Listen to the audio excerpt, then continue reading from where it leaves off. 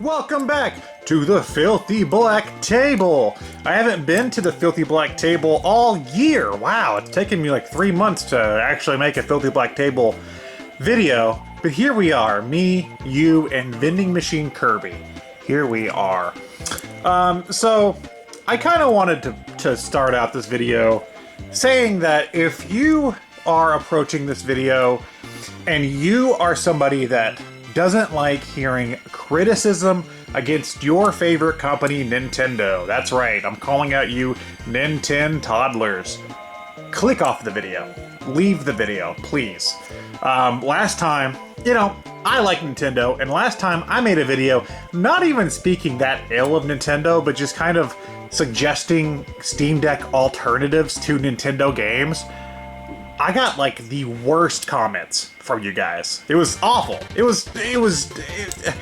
I ended up having to turn off the comments for that video, not for my sake, but for the sake of people that watch my videos and just comment regularly. They were getting attacked by the Nintendo toddlers, and I didn't appreciate that. So if you're going to be one of those people, just know that I will moderate the comments on this video. Constructive criticism's fine, but if you're just gonna call me a bag of dicks because I don't suck Nintendo's dick, don't bother. Like, don't even fucking bother. But today I am gonna talk about not Vending Machine Kirby. I do love this toy though. I'm gonna talk about the Switch 2. Last year I was pretty critical of this thing. You may have thought I wouldn't have bought one. I did buy one. I ended up buying this thing in December. It was like a Christmas gift to myself. I've been playing it, and I'm here to give my thoughts, and we're gonna run through some of the games I own. This is just the standard one. I got some Cyberpunk stickers on the back. I think look pretty good, even though this one's getting a little. Oh my gosh, I didn't notice that this sticker. I guess where I hold it, this sticker's already like rubbing. See that? So yeah, what do I think of the Switch 2? Oh my God, the brightness is fucking crazy. What do I think of the Switch 2 so far? Yeah, it's a console.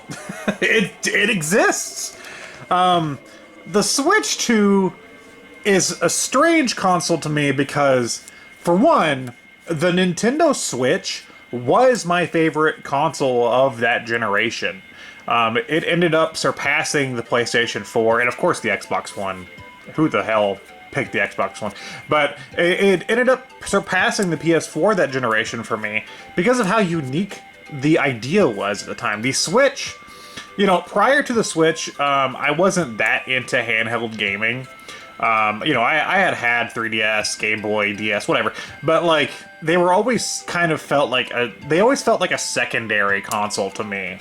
It always felt like my 3DS was secondary to my Wii U, or my DS was secondary to my Wii. The Switch really bridged that gap for me, and it offered something that a lot of consoles just could not offer me at the time, which was, a console-type experience in a handheld form factor. And it helped that the Switch got ports of, like, everything. So, some of my favorite games of all time came to the Switch, and it gave me incentive to buy them because of course I want to play these games again and play them handheld. But things have changed since 2017. Things are totally different now. We live in a totally different environment when it comes to gaming, and you have a lot more options for this stuff. So when Nintendo announced Switch 2 and it was just this, I couldn't help but feel a little underwhelmed. The company that has been innovating my entire life didn't really seem like they wanted to innovate much. Sure, you have like the mouse controls with this thing, which is cool, I guess. And like, it is a really nice piece of hardware, but that's all it feels like. It just feels like they were like, okay, we need new hardware, the Switch is successful, rinse and repeat, right? And that's fine. Like, obviously other companies like PlayStation have been doing that for years. And I'm actually a fan of Xbox. I have the Xbox Series S is my console of choice for this generation. But I don't know. Something felt off with the Switch 2. But I do have it, and as somebody that never upgraded from my original 2018 Switch, this thing's nice as hell. Like, it feels very premium. I obviously, if you've seen here, I have loved playing Switch 1 games again. It's been a great time to go back through and play some of those, like, you know, replay some of those games. I did buy an Express card. I have my entire Switch library, you know, here on my Switch 2. It took me a while to transfer everything over.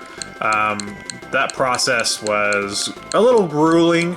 It was more complicated than I needed, because I was actually, when I bought this, I was actually not home, and I was away from my Switch, but I didn't want to wait to use my account or anything, so I had to, like, unlink my other Switch as my main account, and then do this one. So I think there is an easier transfer process. I just re-downloaded all my stuff. But, you know, it is all here. So, like, if you have a big Switch library and you just want a hardware boost with better screen and, you know, it's more capable, it actually does help some games. Like, I've been playing Pokemon Violet, and, like, it actually gives that game quite a bit of a boost. And I've noticed it with, you know, I've noticed it with some other Switch 1 games as well. If that's something you're interested in, like just an upgrade to your already existing Switch library, like, you know, I think it's serviceable. I think it is worth it for that if you already are, you know, tied to your Switch console. But for somebody that, you know, like, if you like Nintendo games, this is obviously a console for you, right? Like, you shouldn't even have to watch this video, because you're already wanting to play Nintendo games. But what about everybody else? Is the Switch 2 as a new console, not like just viewing it as a Switch 1 upgrade, but as a new console, say you never even owned the Switch, or you owned one and you sold it and you want to get back in, whatever. Is the Switch 2 worth it? That answer, for me, is probably not. I honestly think the Switch 2 is a little unnecessary. So let's go through some of the games I have and some of my thoughts. I'm gonna put my Switch 2 over here. There's not much to show off. It's just a Switch again, basically. So we'll go through the first-party games in no particular order. I did pick up all the first-party games that were out in December. I haven't bought some of the newer ones like Mario Tennis Fever, but all the games that were out at the time. So we'll start off with the punching bag, Pokemon Legends Z-A. And you know what? Even though this game's available on Switch 1, you know what? I think this game is ugly. I think this game is unnecessary. I think the writing is really bad. I think that it has some very confusing ideas that it presents. And I kind of like it. I have put a lot of time into this game so far. Still playing it. I like Pokemon Legends Z-A, but it is rough as hell. It is very rough. And it honestly, because I have played Arceus, it feels like a step back from what Arceus had going on. But I think it's different enough. Like, the ideas of being in, like, one big city, and the different, like, types of zones that it presents, and the ranking system with the matches, and like the active combat, it's interesting. I can tell it's actively trying something different with the Pokemon formula. Do I think it succeeds? No, not really. But I can't help but to find it fun. I think that's my curse. My curse is that I like Pokemon, but I don't like Pokemon, you know? So I keep buying these games, and I keep playing these games, and I complain about them, you know, and I find things to like, but guess what? Whenever Winds and Waves comes out, guess who's buying it? This guy right here. So yeah, that's Pokemon Legends Z-A. I didn't even think if I want to, like, give this a ranking or not, a scale or something. I guess out of 5. Out of 5 of my enjoyment, not of, like, the quality of game, but just of my enjoyment out of 5, I'm gonna give it 3. Metroid Prime 4 Beyond. I'm glad we're getting the two, Switch 1/Switch 2 games out of the way. This is a Switch 2 edition.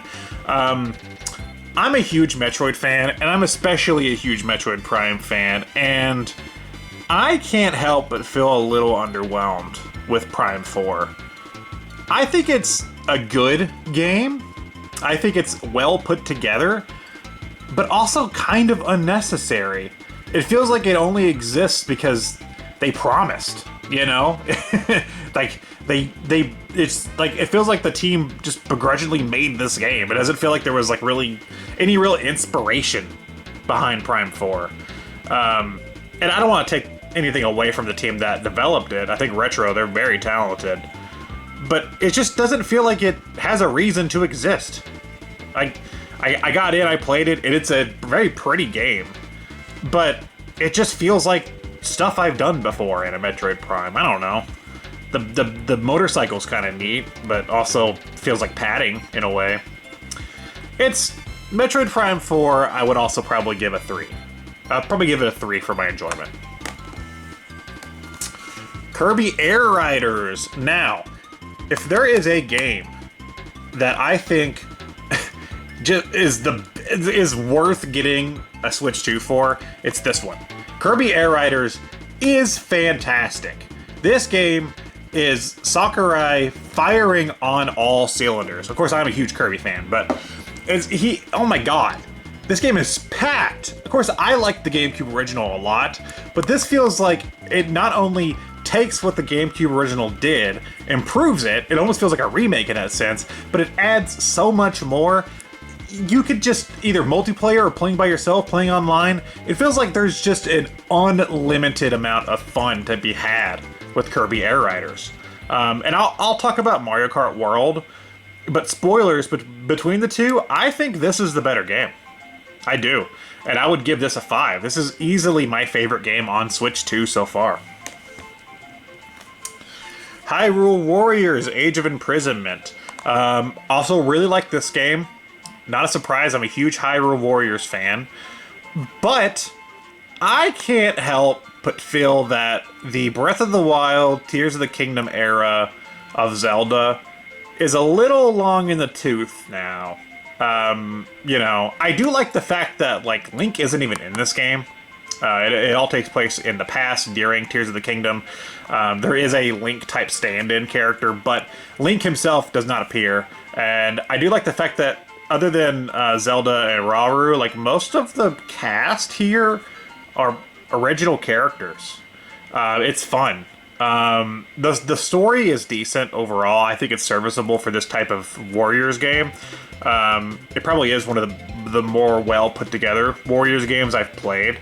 But also, it just feels like if I had a friend that wanted to play co-op in this game, I don't think I could just let them jump in if they didn't already know the lore of like 3 previous games up to this point.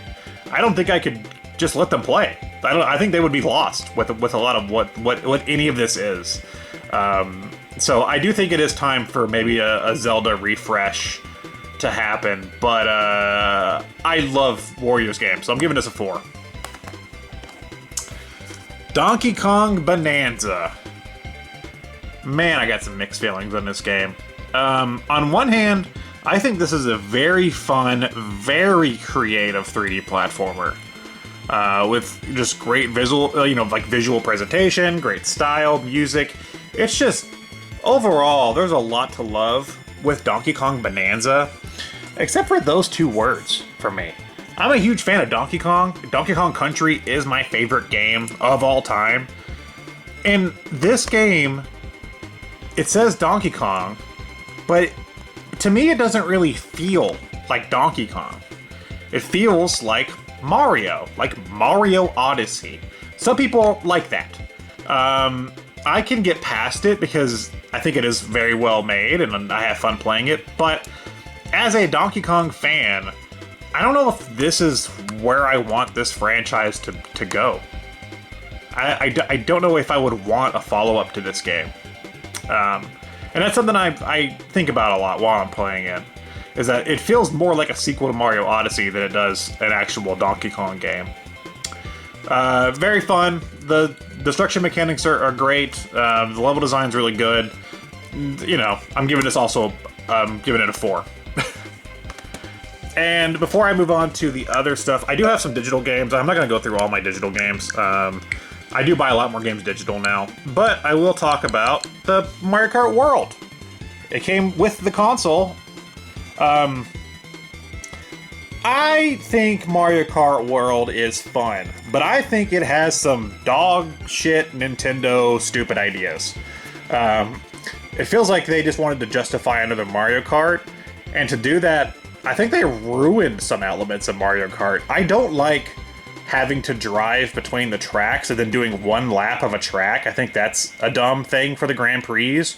The open world in this game feels completely underbaked. It feels like they wanted to give you an open world with stuff to do, and then they forgot to give you the stuff to really do. Like, there's these little challenge markers you can find, and they're fine, but I don't feel compelled to do any of it, unless I want to unlock costumes or something.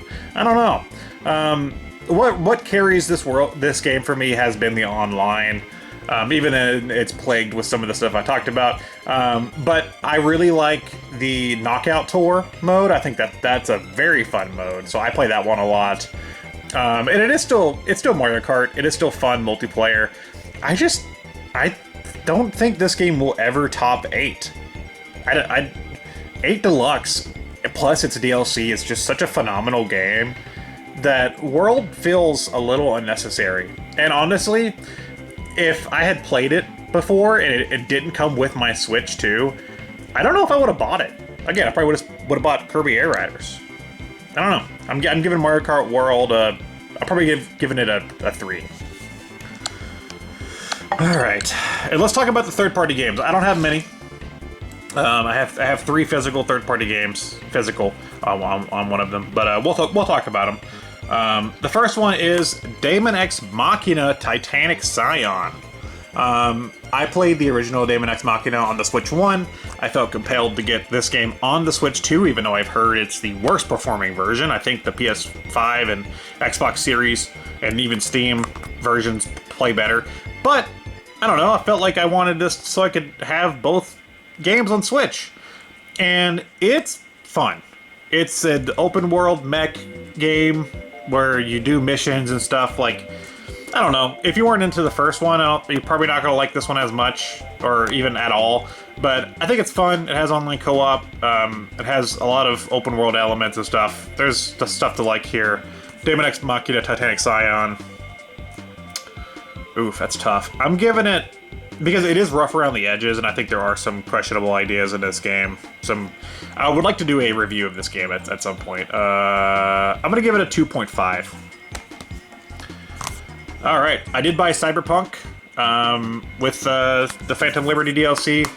This game is impressive because it's all on the cartridge. So is this one, but whatever. This game is huge. And I like Cyberpunk a lot. I did play it on Xbox already, but I wanted it on Switch too, just because. I don't know, it's kind of funny. And I am playing it again on the Switch too, and you know, this game's great. You've probably already played it by now, but this is a great way to play it still. So, I don't know, a 5. I like this game a lot, actually. And my last one is Street Fighter 6, the Year 1 and 2 Fighters Edition, because I never played Street Fighter 6. When it came out, I made the mistake of getting Mortal Kombat 1 instead. I regret that, because I actually did not like Mortal Kombat 1, even though I'm usually a huge Mortal Kombat fan. This is the only one that I have that is a game key card, which means that the game is not on the cartridge, it just downloads it, and I have to put the cartridge in for whatever. I'm not bothered by the game key cards, but I already buy a lot of my stuff digital anyway, so I don't foresee myself buying a lot of these unless I get a really good deal. Like this I did get a really good deal. I don't remember how much I paid for, but I did buy this, you know, at GameStop on sale. That's why I bought it. But I really don't see myself buying a lot of these game key cards in the future. I think the fact that there is, you know, nothing on really on the cartridge deters me from buying these. But I did buy this one. And I have been playing Street Fighter 6. I bought a fight stick for the Switch. I wish I had it over here. It's like over there somewhere. But it's like an 8-bit do fight stick. I did buy that guy. I've been playing this and some other fighting games on my Switch too. Works great. This game is a lot of fun. Give it a 4. And yeah, overall, I don't know if, take away these third-party games, I don't know if this is enough to carry the Switch 2 right now. Of course, you have Mario, Tennis Fever, and I think Pokemon Pokopia or whatever the hell just came out. But I still don't know. I don't think the library is enough right now to really justify this purchase, this expensive purchase. The Switch 2 is not a cheap console. And I still stand by that, you know, I still get a lot more use out of my Steam Deck than I do my Switch 2. I do play them both, but I'm still playing a lot of Steam Deck. And there is good stuff coming to Switch 2. The third-party support is actually pretty nice on the Switch 2 with the Final Fantasy VII games, and, you know, Resident Evil 9, and I just have the demo here for Monster Hunter Stories 3. Like, there are good third-party games coming to Switch 2, so I'm glad to see that support is still there. I know this console has been selling pretty well, so I don't imagine that's going anywhere. But, you know, some of these games, you know, like Red Dead Redemption's a bad example, because that game on Switch 2 is already at $20. But some of the Switch 2 games that are more expensive, fuck, I can't. I'm trying to like do this through a viewfinder. Here we go, my Switch 2 folder. Some of the Switch 2 games that are already more expensive, you know, like Cyberpunk. Take Cyberpunk for example. Buying it on the Switch 2 is, you know, gonna cost you the price of a full price game, unless you can find it on sale somewhere. But guess what? That game also plays on the Steam Deck and goes on sale on Steam for, you know, a fraction of what this version would be. So it's still like a value proposition of like, is the Switch 2 actually worth it? I think it's only worth it if you want to play games like Donkey Kong Bonanza. If not, I don't think you should buy this thing. You know, I think you should probably get a Steam Deck or some other alternative, because I know the Steam Deck, I think there's a chip shortage right now, so I don't actually think you could buy a Steam Deck right now, but still, there's other alternatives, cheaper alternatives out there. But if you want to play Nintendo games, or you already have a massive Switch 1 library and you just want like a Switch upgrade, that's where I would recommend this thing, honestly. And like I said, a lot of my fun has been coming from playing Switch 1 games.